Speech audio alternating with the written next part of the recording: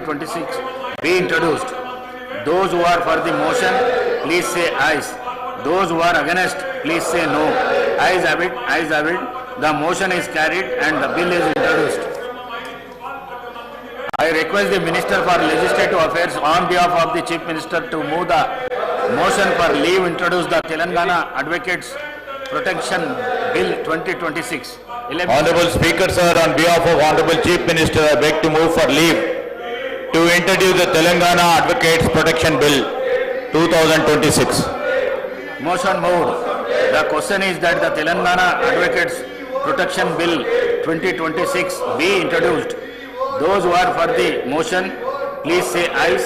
Those who are against, please say no. Ayes have it, ayes have it. The motion is carried. The bill is introduced.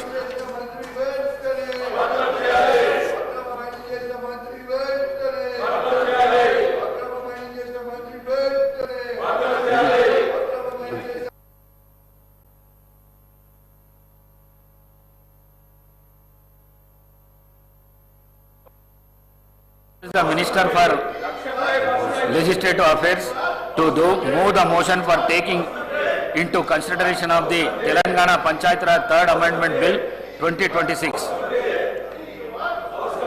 Honorable Speaker, sir, I beg to move for taking into consideration of the Telangana Panchayat Raj Third Amendment Bill. I request the Minister to motion moved. I request the Minister to explain the silent features of the bill.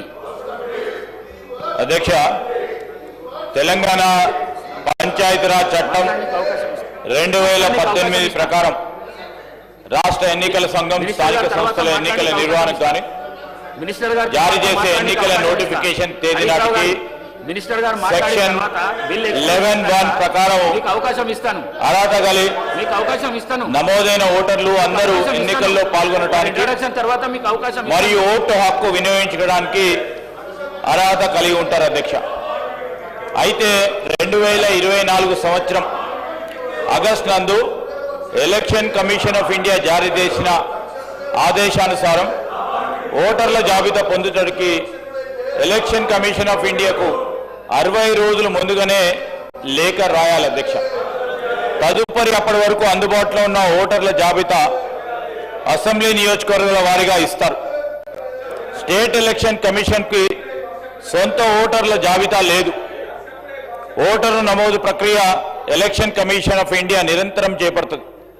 కావున 60 రోజులు ముందుగానే లేఖ రాసిన తదుపరి election commission of India జారీ చేసిన ఓటర్ల జాబితా అసెంబ్లీ నియోజకవర్గం వారీగా వాటిని ఆధారంగా చేసుకొని రాష్ట్ర ఎన్నికల సంఘం ఎన్నికల నిమిత్తం నోటిఫికేషన్ జారీ చేస్తుంది అధ్యక్ష. దీనివల్ల న్యాయపరమైన చిక్కులు ఎదుర్కోవడం జరిగి ప్రస్తుతం TPR act 2018 section 11 of sub section 1ను సవరించడానికి చట్ట సవరణ అవసరమైంది అధ్యక్ష. కావున ఎన్నికల నోటిఫికేషన్ ఇచ్చే నాటికి rule 22 of registration of electoral rules 1960 ప్రకారం అప్డేట్గా ప్రచురింపవలసిన ఓటర్ల జాబితాను ప్రామాణికంగా తీసుకొని సంబంధిత ఓటర్లకు ఎన్నికల పాల్గొనడానికి అవకాశం ఉండే విధంగా మరియు సాధ్యమైనంత వరకు ఎన్నికల నోటిఫికేషన్ జారీ అయ్యే నాటికి ఓటర్లను తీసుకోవడానికి కానీ ప్రస్తుతం సెక్షన్ 11(1) చట్ట సవరణకి ప్రతిపాదించబడేదైంది అధ్యక్ష. దీనివల్ల ఎలాంటి న్యాయపరమైన చిక్కులు కలిగే అవకాశం ఉండకూడదని ఈ బిల్లు యొక్క సారాంశం అధ్యక్ష. కావున ఈసీఐ జారీ చేసిన అప్డేటెడ్ మరియు ప్రచురింపబడ్డ ఓటర్ల జాబితా ఆధారంగా రాష్ట్ర ఎన్నికల సంఘం ఎన్నికల నోటిఫికేషన్ జారీ చేస్తోంది. దీనికి సంబంధించిన అంశం విషయంలో అందరికీ కూడా ఎన్నికలు ప్రజాస్వామ్యంలో పాల్గొనడానికి యాజ్ ఫార్ యాజ్ పాసిబుల్ అనే క్లాజ్ను పెట్టడం, అదే చిన్న చట్ట సవరణ చేయడం జరిగింది అధ్యక్ష. దీనికి కూడా అందరు సభ్యులు కూడా అనుమతిస్తారని ఆశిస్తా ఉన్నాను. నేను అదేవిధంగా గౌరవ సభ్యులను కోరుతా ఉన్నాను, దయచేసి స్పీకర్ గారి చైర్కి సహకరించమని.